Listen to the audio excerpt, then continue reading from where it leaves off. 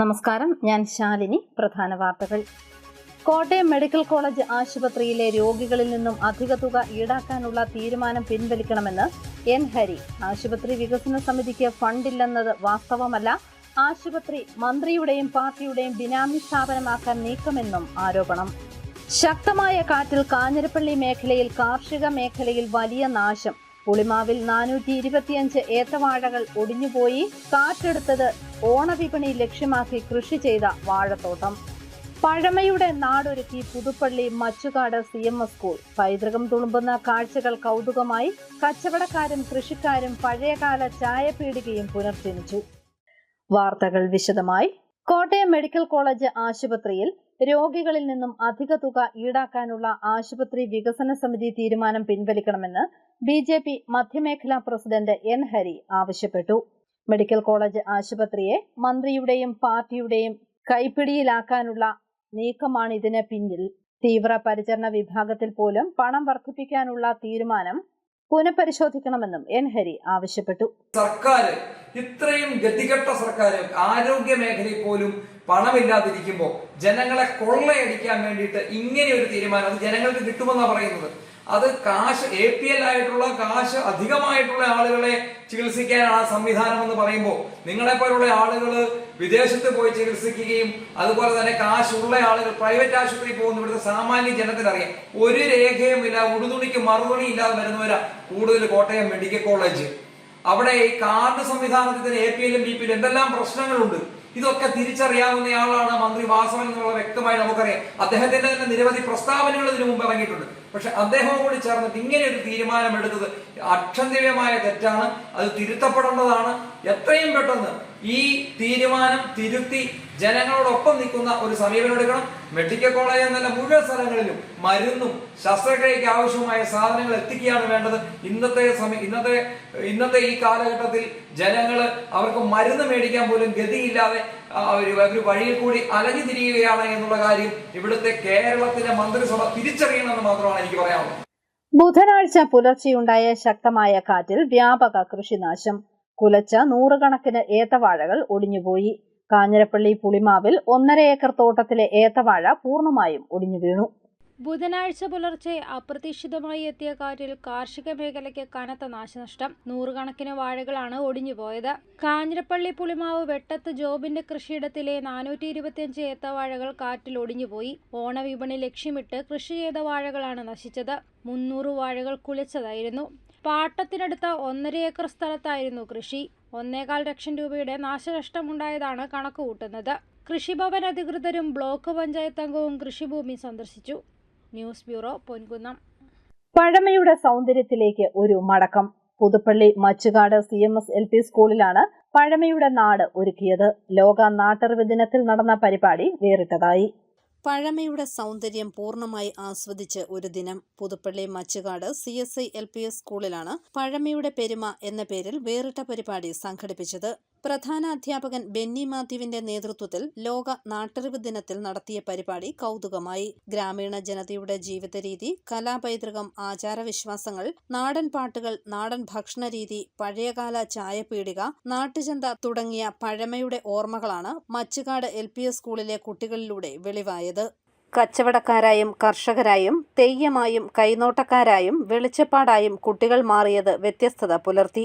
പുതുപ്പള്ളിയുടെ സ്വന്തം നാടൻ പന്തുകളിയും ഗൃഹാതുരത്വം ഉണർത്തുന്ന പാളവണ്ടിയും സ്കൂൾ അങ്കണത്തിൽ അരങ്ങേറി. നാട്ടറിവുകളുടെ ദൃശ്യചാരുത വിളിച്ചു കാണിക്കുന്ന പഴയകാല ചായപീടികയും നാടൻ വിഭവങ്ങളും പച്ചക്കറിക്കടകളും പച്ചമരുന്നുകളും വസ്ത്രധാരണവും നാടൻ പാട്ടുകളും ഒത്തിണങ്ങിയതായിരുന്നു പഴമയുടെ പെരുമ.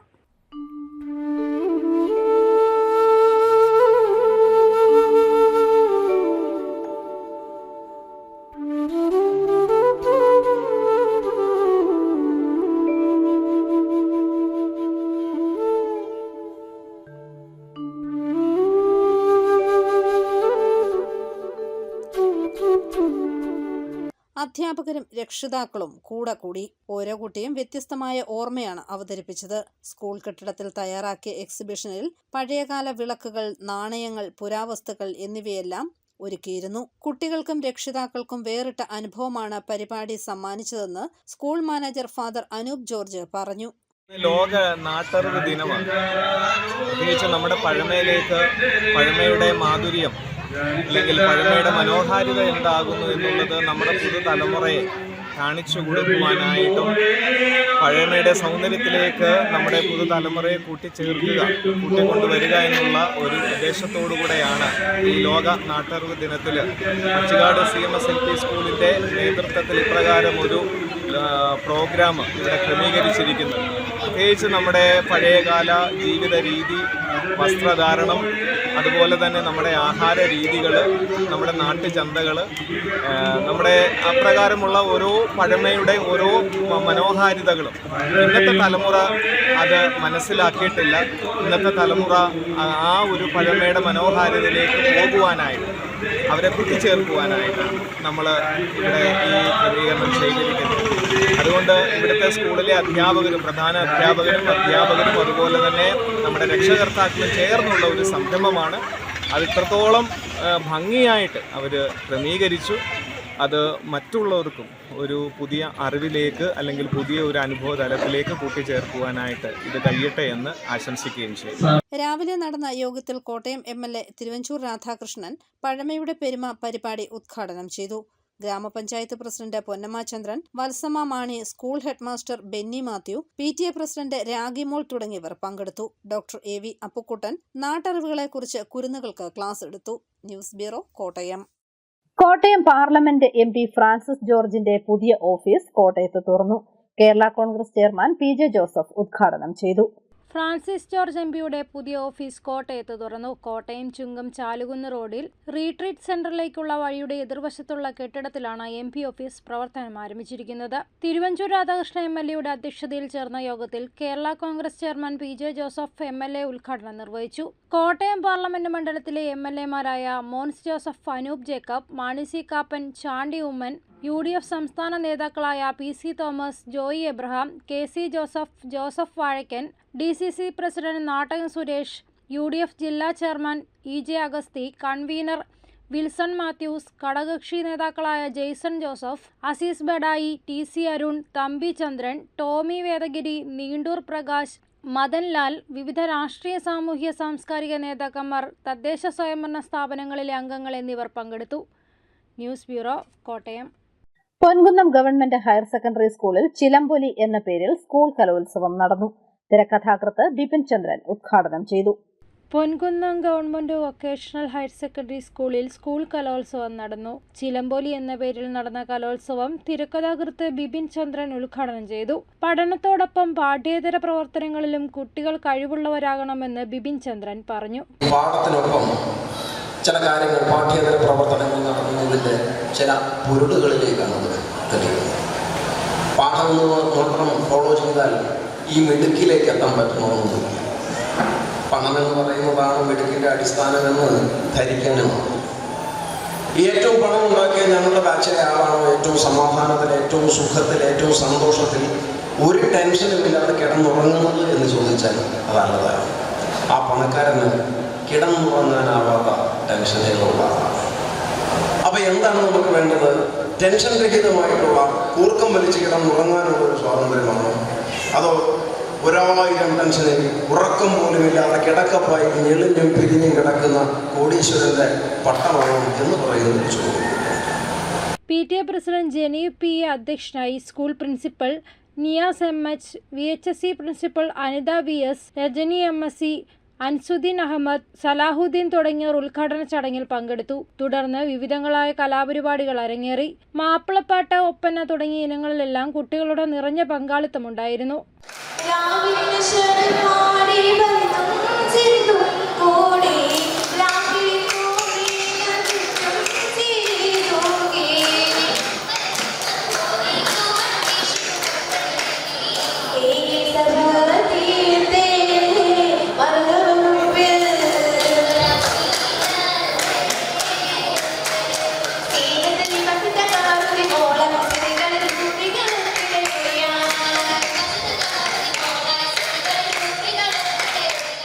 News bureau, Ponkunnam.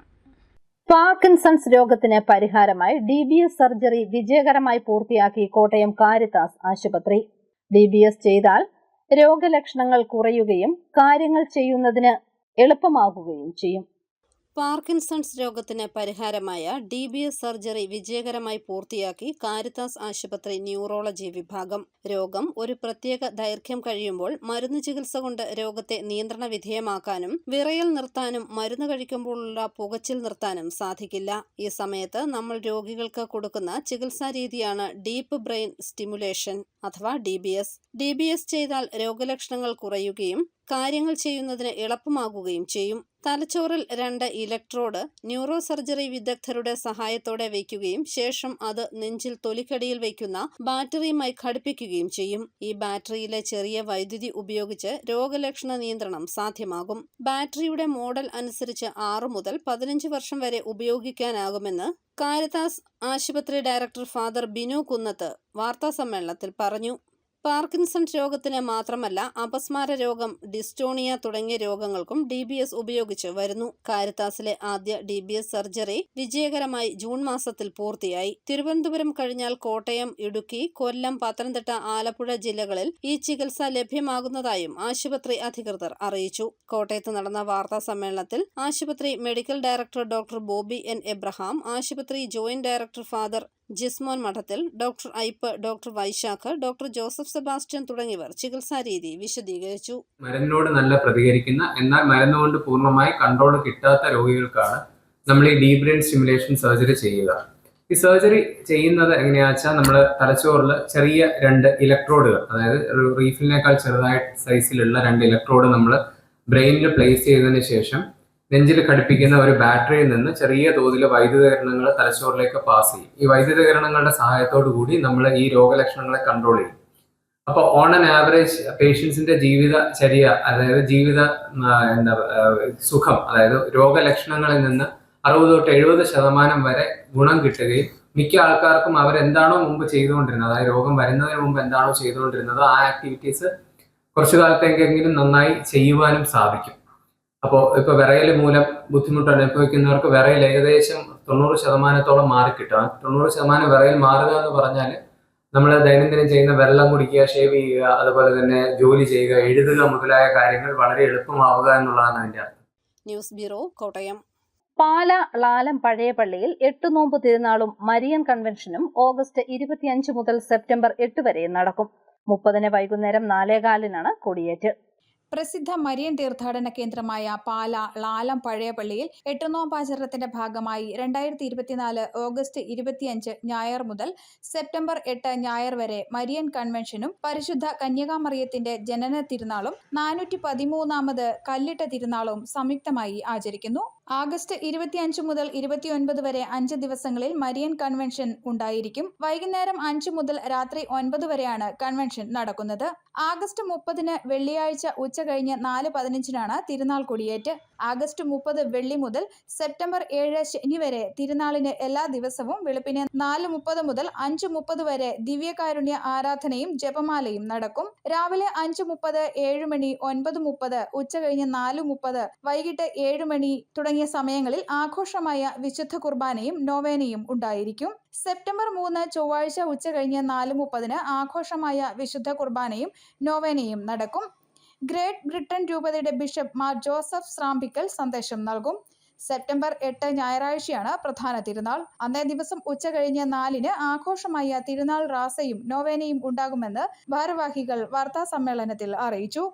പ്രസിദ്ധ മരിയൻ തീർത്ഥാടന കേന്ദ്രമായ ലാളം പഴയ പള്ളിയിൽ 8 നോമ്പിനോടനുബന്ധിച്ച് കന്യകാമറിയത്തിൻ്റെ ജനനത്തിരുന്നാളും 413ാമത് കല്ലിട്ട തിരുനാളും സംയുക്തമായിട്ട് ആഘോഷിക്കപ്പെടുന്നു. ഓഗസ്റ്റ് മാസം 25 മുതൽ സെപ്റ്റംബർ 8 വരെയാണ് തിരുനാളിൻ്റെ ആഘോഷങ്ങൾ. തിരുനാളിന് പ്രാരംഭമായി ഓഗസ്റ്റ് 25 മുതൽ 29 വരെ തീയതികളിൽ മരിയൻ കൺവെൻഷൻ നടത്തപ്പെടുന്നു.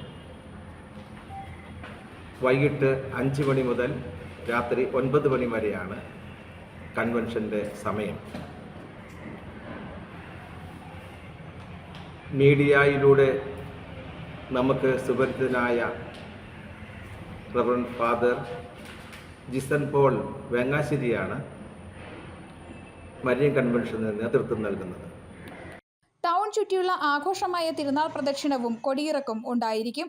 വാർത്താ സമ്മേളനത്തിൽ വികാരി father Joseph Thadathil, pastoral assistant father Joseph Alancheril, assistant വികാരിമാരായ ഫാദർ സ്കറിയ മേനാപ്പറമ്പിൽ, ഫാദർ ആന്റണി നങ്ങാപ്പറമ്പിൽ എന്നിവർ പങ്കെടുത്തു. News bureau, Pala. Vazhoor farmers service സഹകരണ ബാങ്കിന്റെ നേതൃത്വത്തിൽ പുളിക്കൽ കവലയിൽ നീതി മെഡിക്കൽ ലാബ് പ്രവർത്തനം തുടങ്ങി.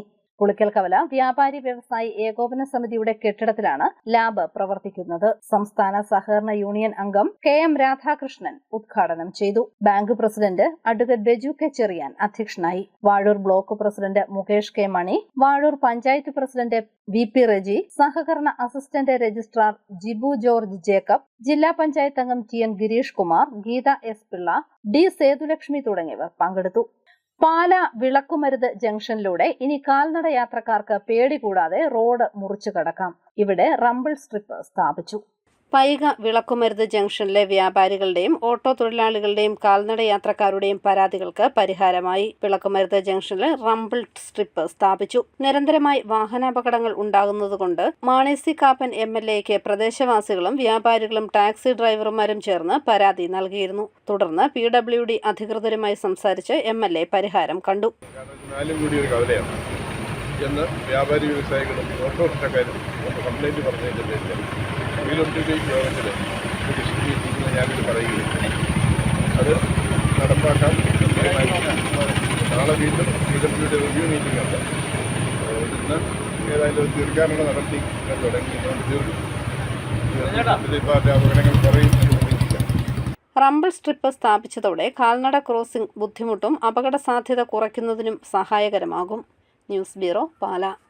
അറിയിപ്പ്: Kanjirappally CPAS college of teacher എഡ്യൂക്കേഷനിൽ B.Ed സീറ്റ് ഒഴിവുണ്ട്. Mathematics, natural science, social science degree യോഗ്യതയുള്ളവർക്ക് അപേക്ഷിക്കാം. താൽപ്പര്യമുള്ളവർ വെള്ളിയാഴ്ച രാവിലെ 10-ന് കോളേജിലെത്തണം. ഫോൺ 9496555501. പ്രവാസികൾക്കായി നോർക്ക ബിസിനസ് ഫെസിലിറ്റേഷൻ സെന്ററിന്റെ ആഭിമുഖ്യത്തിൽ വിവിധ ജില്ലകളിൽ സൗജന്യ സംരംഭകത്വ പരിശീലന പരിപാടികൾ സംഘടിപ്പിക്കുന്നു.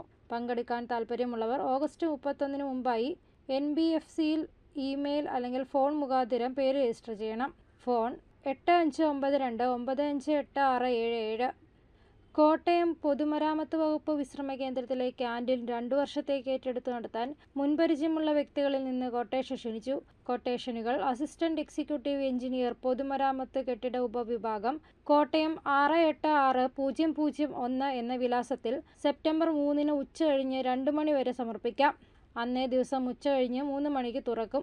ഫോൺ 048125635254. പ്രധാന വാർത്തകൾ ഒരിക്കൽ കൂടി. കോട്ടയം മെഡിക്കൽ കോളേജ് ആശുപത്രിയിലെ രോഗികളിൽ നിന്നും അധിക തുക ഈടാക്കാനുള്ള തീരുമാനം പിൻവലിക്കണമെന്ന് N. ഹരി. ആശുപത്രി വികസന സമിതിക്ക് ഫണ്ടില്ലെന്നത് വാസ്തവമല്ല. ആശുപത്രി മന്ത്രിയുടെയും പാർട്ടിയുടെയും ബിനാമി സ്ഥാപനമാക്കാൻ നീക്കമെന്നും ആരോപണം. ശക്തമായ കാറ്റിൽ കാഞ്ഞിരപ്പള്ളി മേഖലയിൽ കാർഷിക മേഖലയിൽ വലിയ നാശം. പുളിമാവിൽ 425 ഏത്തവാഴകൾ ഒടിഞ്ഞുപോയി. കാറ്റെടുത്തത് ഓണവിപണി ലക്ഷ്യമാക്കി കൃഷി ചെയ്ത വാഴത്തോട്ടം. പഴമയുടെ നാടൊരുക്കി പുതുപ്പള്ളി മച്ചുകാട് CMS സ്കൂൾ. പൈതൃകം തുളുമ്പുന്ന കാഴ്ചകൾ കൗതുകമായി. കച്ചവടക്കാരും കൃഷിക്കാരും പഴയകാല ചായപീടികയും പുനർജനിച്ചു. ഈ ബുള്ളറ്റിൻ പൂർണ്ണമാകുന്നു. നമസ്കാരം.